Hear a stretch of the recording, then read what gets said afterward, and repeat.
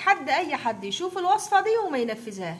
من جمالها وسهولتها اي حد مبتدئ يقدر ينفذها.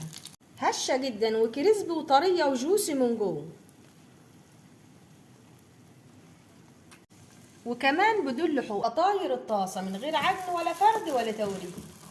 يلا بينا نشوف الطريقة والمقادير من مطبخ ياسمين جنيد. ولو أول مرة تشوفوني أنا أم أحمد الوكيل، وغيرت اسم الصفحة لمطبخ ياسمين جنيد. بس لو الوصفة عجبتكم ياريت ما تبخلوش علينا بلايك وشير واشتراك في القناة، أو تبعتوا في كومنت صغير الصلاة على الحبيب. مطبخ ياسمين جنيد. أول حاجة نسمي الله ونصلي على الحبيب صلى الله عليه وسلم. معايا هنا نص كيلو من الدقيق، لو هتعايريه بالكوباية 4 كوبايات من المج العادي بتاع الشاي. هضيف لهم معلقة كبيرة خميرة فورية، معلقة كبيرة سكر، نص معلقة صغيرة ملح، ونقلب كل المكونات مع بعض. وهنعجن بمية نفس الكوباية اللي عايرت بيها الدقيق هي اللي هعاير بيها المية. معايا هنا كوباية من المية، هننزل بأول كوباية ونقلب، ونركن الكوباية التانية على جنب.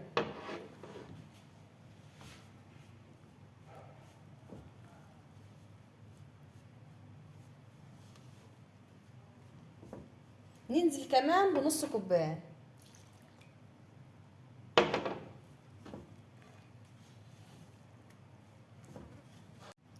ونقلب كويس لما المية تختفي كويس مع الدقيق. هنزل كمان بربع كوباية، يبقى كده نزلت بكوباية وكوباية التانية ناقص ربعها، كوبايتين الا ربع من المية. هضيف كمان حوالي 3 معالق كبار من الزيت، وهركن المعلقة خالص والم العجين بايدي.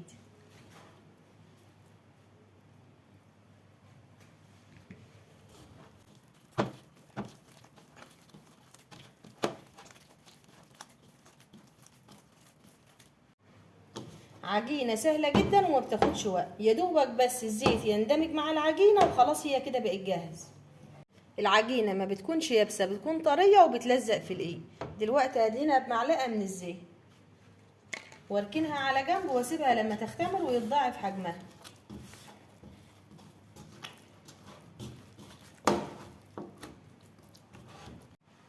الحشوة بتاعتنا هتكون حشوة اقتصادية، تقدر تستبدليها بفراخ او لحمة متعصجة. معايا هنا فلفل هقطعه مكعبات صغيرة،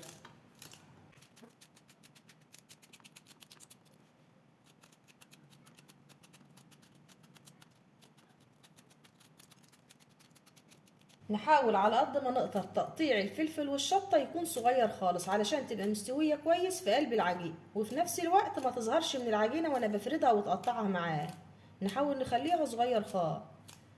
وهكمل تقطيع بالشكل ده وارجع لكم علشان ما اطولش عليكم الفيديو. كده الفلفل والشطة بقت جاهز. معايا هنا كمان جبنة روم، احاول على قد ما اقدر اقطعها تقطيع صغير خالص.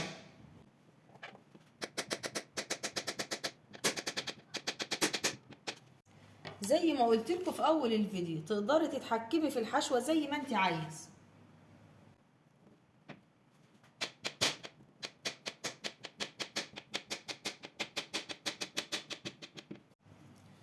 وكده خلاص الجبنة بقت جاهز.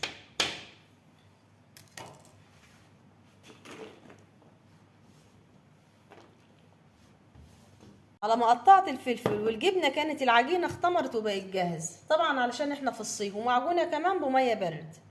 معايا هنا صينية ادهنها بفرشة بالزيت واقطع فيها العجينة قطع صغيرة علشان اضمن ان العجينة ما تلزقش في ايدي. ابلها في الزيت وابدا اقطعها قطع صغيرة، حجمها بيكون قد البيض.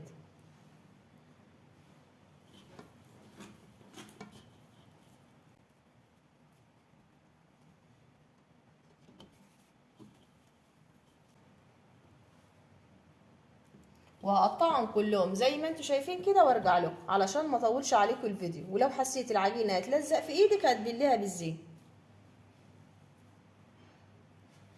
ودي الفطاير بتاعتنا بعد ما شكلتها كلها، نركنها على جنب وندهن الرخامه بتاعتنا بالزيت. نحضر بقى العجينه وندي لها تبطيطه صغيره علشان نحط فيها الحشو.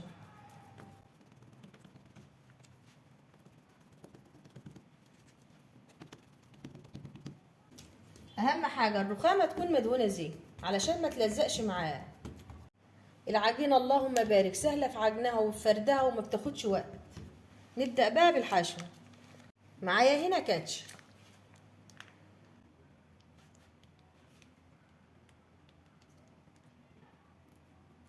ورشه خفيفه من الجبنه الموتزاريلا.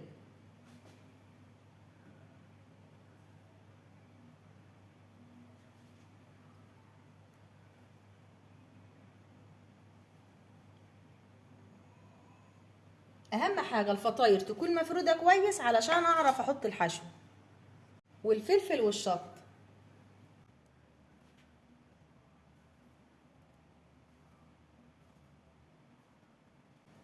وزيتون اخضر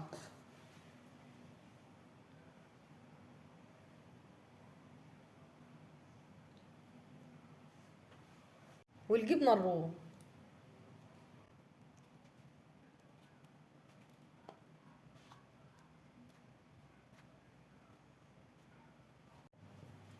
نلم بقى طرف العجينه ونقفل عليها كويس.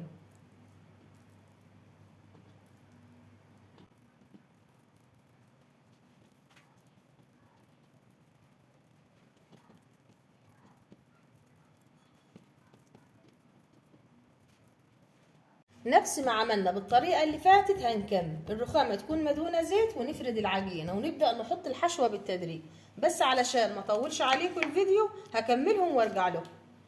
ضفت الحشوه وارجع اقفل عليها واحاول اقفل عليها كويس.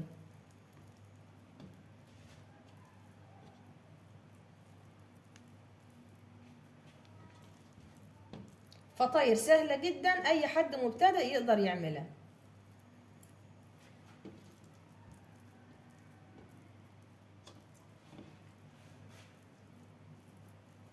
وهخلصهم كلهم بالشكل ده وارجع لكم علشان ما اطولش عليكم الفيديو. الفطاير بتاعتنا اللهم بارك بقت جاهز. معايا هنا طاسه على النار هضيف لها 3 معالق من الزيت، اطعمها كمان بمعلقه من السمن، واول ما تسخن ننزل باول واحده فردناها.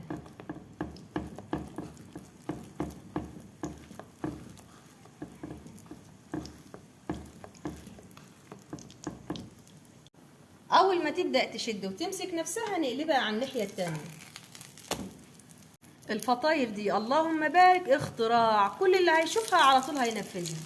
خلاص خدت لون من الجنبين، ننزل بواحده كمان.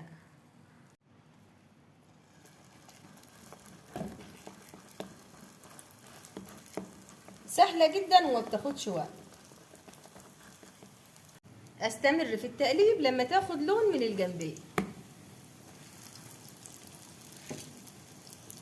بصراحة مستعجلة اكتر من المشاهدين علشان اشوف النتيجة ازاي اللي هتعجب كل المشاهدين. طعمها اللهم بارك بدون حلفان رائع.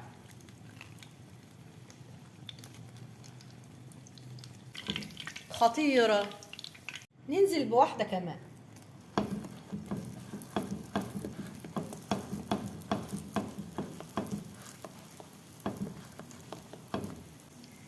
اتحدى اي حد يشوف الوصفة دي وما ينفذها. من جمالها وسهولتها كل اللي هيشوفها على طول هينفذها. احاول ادورها واقلب علشان كلها تاخد لون واحد، وهكمل باقي الكميه كلها زي ما انتم شايفين كده وارجع لكم علشان ما اطولش عليكم الفيديو. ودي الفطاير بتاعتنا اللهم بارك بعد ما خلصت الكميه كلها، هشه من بره وكريسبي وطريه وجوسي من جوه.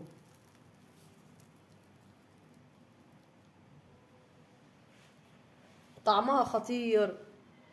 لو فعلا مطبخ ام احمد الوكيل بيقدم محتوى سهل وجميل يا ريت ما تبخلوش علينا بلايك وشير واشتراك في القناه من على اليوتيوب مطبخ ياسمين جنيد، او تبعت في كومنت صغير الصلاه على الحبيب. سلام يا احلى مشاهدين.